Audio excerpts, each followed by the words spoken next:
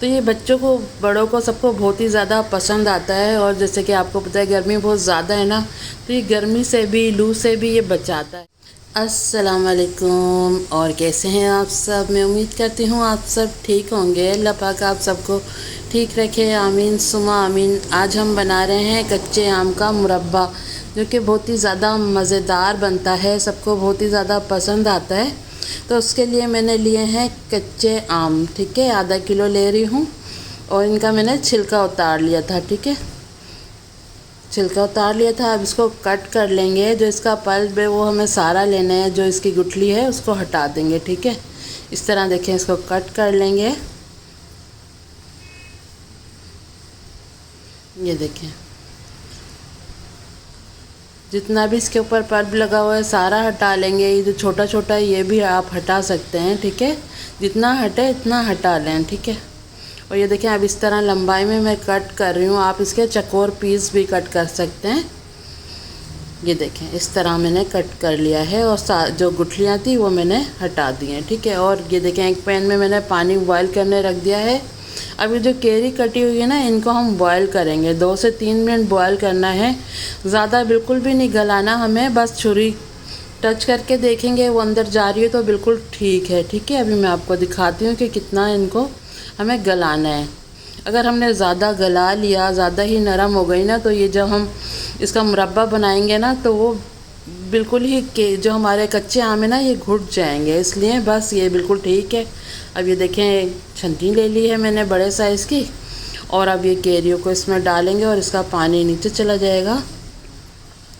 ये देखें, कैरी में बिल्कुल भी पानी नहीं होना चाहिए। अब ये गर्म है कैरियाँ, तो इसको मैं डालूँगी एक बाउल में।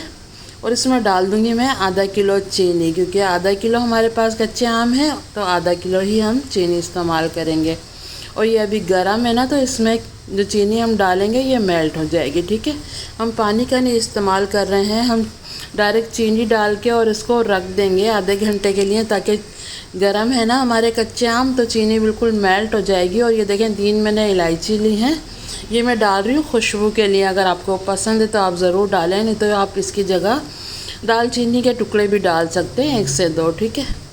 ये देखें, आप इसको मिक्स करेंगे और इसको ढक के हम 30 मिनट के लिए रख देंगे, ताकि जो चीनी है वो मेल्ट हो जाए। पानी हमें बिल्कुल भी इस्तेमाल नहीं करना है, क्योंकि जो कैरी के अंदर अभी पानी है ना थोड़ा बहुत, वो भी बाहर आ जाएगा चीनी के साथ। बस उसी में ही हमें ये तैयार करना है। आगे चल के आपको मैं दिखाऊंगी पूरा।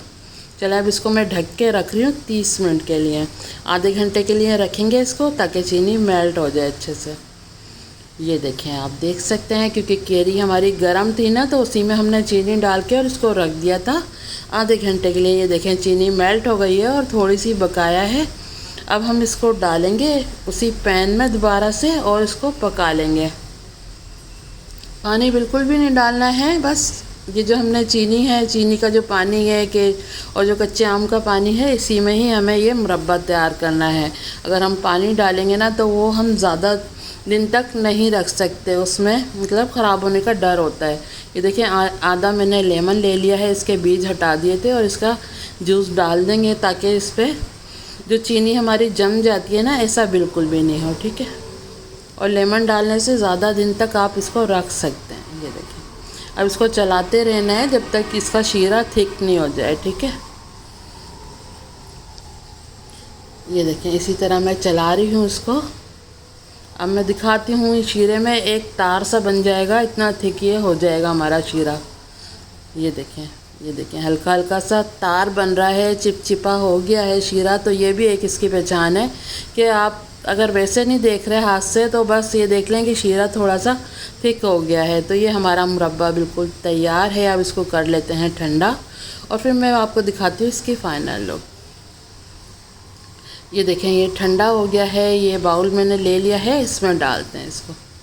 ये देखें, कितना मज़े का लग रहा है। इसमें कोई कलर इस्तेमाल नहीं हुआ है, ये इसका अपना ही कलर है। और ये देखें, कितना मज़े का लग रहा है। आप इसको पराठे पे लगा के खाएं, आप इसको ब्रेड पे लगा के खाएं, या दोपहर के टाइम होता है ना कि खाने के बाद कुछ मीठा खाना है, तो आप इसको रोटी पे लगा कर भी खा सकते हैं। बहुत ही ज़्यादा मज़े का लगता है, बहुत ही ज़्यादा टेस्टी होता है। तो ये बच्चों को, बड़ों को, सबको बहुत ही ज़्यादा पसंद आता है। और जैसे कि आपको पता है गर्मी बहुत ज़्यादा है ना, तो ये गर्मी से भी, लू से भी ये बचाता है। तो ये हमें ज़रूर खाना चाहिए, बहुत ही ज़्यादा फ़ायदेमंद होता है। तो ये थी आज की हमारी रेसिपी। उम्मीद करती हूँ आपको पसंद आई होगी। अगर पसंद आई है तो प्लीज़ लाइक करें और हमारे चैनल को भी सब्सक्राइब करें। तो चलें, चलती हूँ, दुआ में याद रखिएगा। फिर लौट के आऊँगी इसी तरह आसान और मज़ेदार रेसिपी के साथ। जब तक के लिए अल्लाह हाफिज़।